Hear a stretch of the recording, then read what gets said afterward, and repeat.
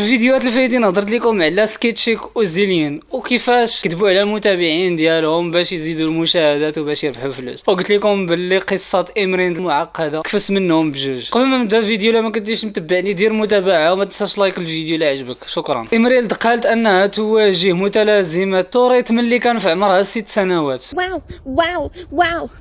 I want to talk. Wow.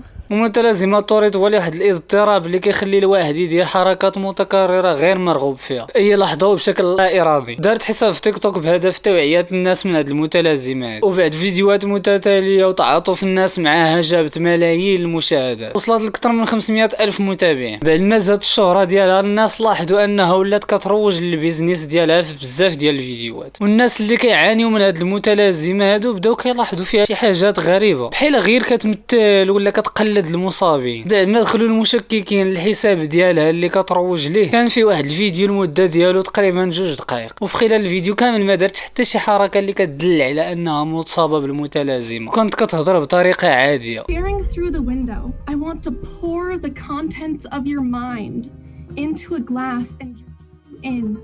ريديت كشف واحد الفيديو قديم ديالها كتهضر فيه المده ديالو 54 دقيقه، وكانت كتهضر فيه بطريقه عاديه. هاد المده كامله ما بانش فيها حتى شي اعراض ديال المتلازمه اللي كتقول باللي مصابه بها، في حين ان فيديوهات تيك توك اللي قصار ما كانتش كتكمل فيهم حتى جمله وحده. كاين تناقض والموضوع ولا فيه شك، وملي كثرات عليها الهضره مشات جابت ليهم ورقه ديال الطبيب اللي كتدل على انها مريضه باش زعما تقنع المتابعين ديالها، لكنها غير زادت الطين بله، حيتاش الورقه اللي جابت اكتشفوا المتابعين ديالها انها مزيفه، لان لوغو المستشفى ماشي هو نفس اللوغو اللي كيعطيوه في الاوراق ديالو، كانوا فيه شي حوايج ناقصين، واتضح من بعد انها جابته غير من جوجل، طبعاتها وسقاتها في ورقه غير باش تزيد تاكد على الكذبه اللي بداتها من شحال باش تشهر ودير الاشهار للبيزنس ديالها. المتابعين طالبوا بازاله الصفحه ديالها والصفحه ديال البيزنس، وبصح هادشي هو اللي وقع. الحسابات ديالها طبانه مدى الحياه. كانت هذه القصه تاع 3 المشاهير اللي بناو الحياه ديالهم غير بالكذوب. داكشي علاش في الفيديو الاول قلت لكم ان ماشي اي حاجه كتشوفوها في السوشيال ميديا غادي تطيقوها، راه كاينين الناس كيديروا اي حاجه مقابل الشهره مقابل الفلوس مقابل بزاف تاع الحوايج. الا وصلتي لنهايه الفيديو ما تنساش لايك فولو. شكرا.